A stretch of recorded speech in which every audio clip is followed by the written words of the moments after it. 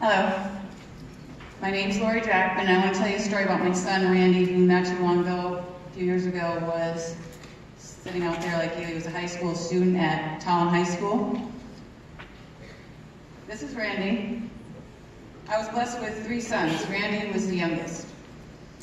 At the age of 14, he broke his arm playing volleyball in high school gym class. It was so badly broken he needed surgery, and afterwards he was given opiate painkillers. This began his experimenting with drugs. It was a shock to us and a whole new challenge for his father and I, as our older 2 sons had never experimented with drugs. We pulled out all the stops, and we were determined to nip it in the bud. We spent every last penny we had getting help for our son. Our first attempt was a wilderness camp at age 14, and then over the years we had him in 2 or 3 different rehab programs.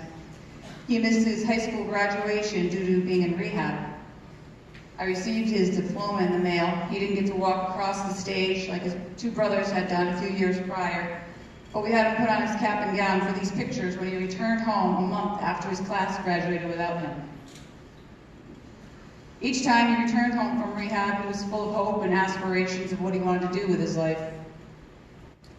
But relapse is a big part of addiction, and unfortunately, he was no stranger to this. He was in and out of rehab a few times. Randy's final trip to rehab was different in that it finally seemed to click. He really applied himself 100%, and he finally got it. On one of my visits to see him, I flew to Florida, sat in an office with him and his therapist, and he read me a letter he had written. We both cried and hugged. I was ecstatic. He had finally reached out of that rabbit hole and grabbed a helping hand. His letter explained how drugs had affected his life negatively. This was the eye-opening experience we had been waiting for years. I'd like to share an excerpt of his letter with you, the letter that he wrote, so that you can have a look at addiction from the other viewpoint, through the eyes of a young man struggling to break addiction.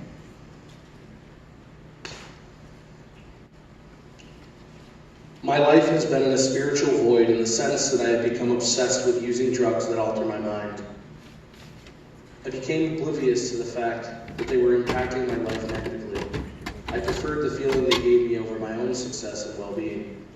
I highly respect other people and churn with the desire from the inside out to help them, but I lack the self-respect to act on it because of how self-centered I've truly been up until this point. I lay here knowing that I have nothing to my name other than debts to pay off and my life experience.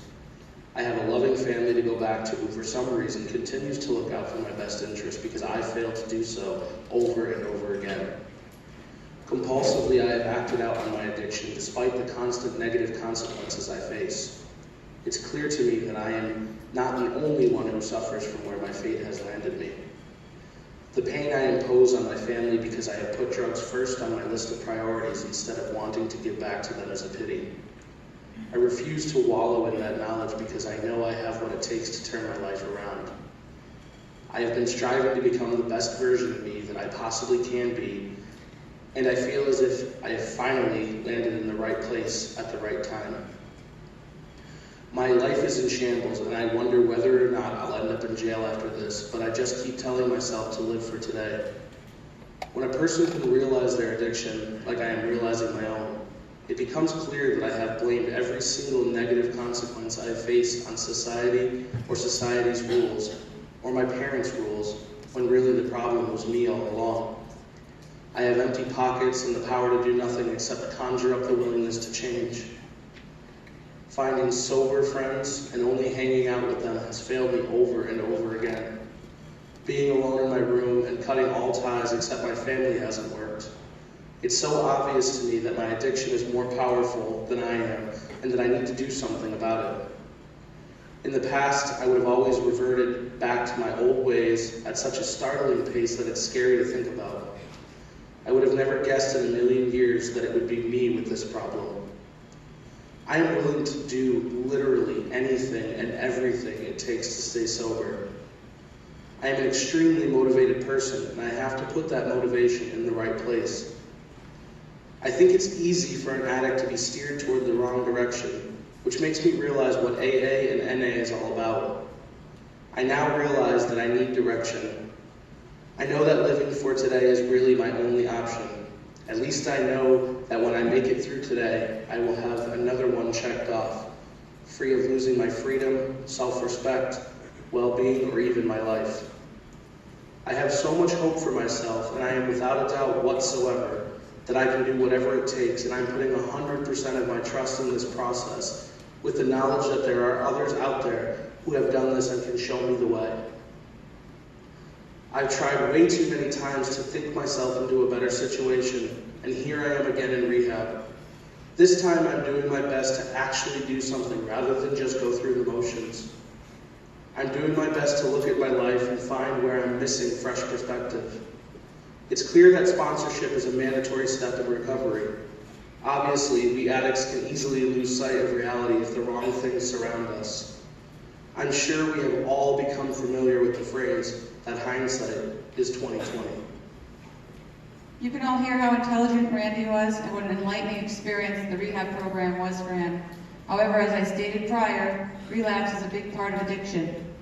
Approximately 1 year after this letter was written, 1 year after his eye-opening revelation of the damage that drugs had done to his life, I went into his bedroom one morning, and I found him, crumpled in a corner, lifeless, blue, cold to the touch. It was 17 days after his 22nd birthday. It was 3 years ago yesterday, September 4th, 2015. The demon of addiction has taken my son from me forever. I shared this letter hoping that you would hear and understand that yes, he got it. He clearly saw the damage that drugs had done to his life. He was so intelligent, yet he just couldn't stay away.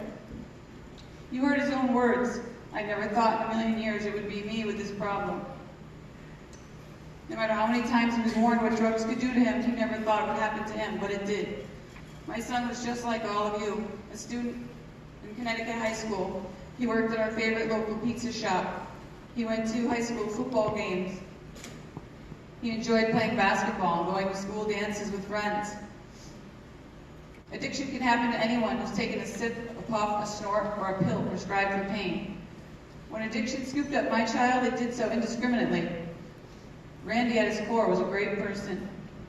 Everyone loved him. He had a lot of close friends, he was respectful, and he was polite. I only wish you could understand the chance that drugs would have hurt him before this happened. People begin using drugs for many different reasons: peer pressure, boredom. Please know that any and all substances are scary to play with.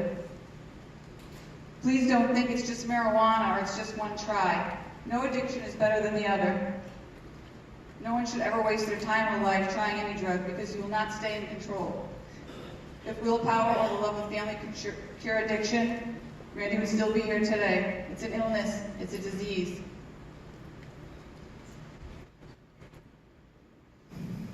Life can't be that boring that you'd be willing to fill your body with poison, not knowing if it's the last thing you'll ever do. Life itself has so many blessings that you'll miss out on. My son had plans. He had just taken an entrance exam to college. He had just started a new job. He wanted to get married and be a father someday. Please remember, it's not just you who loses when you lose this fight. I'm left without my son. His brothers are heartbroken at the loss of their youngest brother. Our lives will never be the same. I can never be as happy as I once was. I know that Randy would be so upset if he could see what this drug has done to all of his family. Using drugs not only affects the user, but everyone around them. You don't just ruin your own life, you ruin the lives of everyone who loves you. I'm sure none of you want your mother up here in my position. I'm here speaking to you today because I'm hoping that hearing Randy's story will help you all understand how dangerous drugs are. You have your whole lives ahead of you. Your life has so much to offer. Trying to be the cool kid at the party is just not worth it. You're still young, you have serious decisions to make in your life. What you choose today will decide what you become tomorrow. As my very gifted 22-year-old son pointed out, hindsight is 20/20. I know he would change the choices he made if he had the chance. Your life is in your hands. Thank you for listening.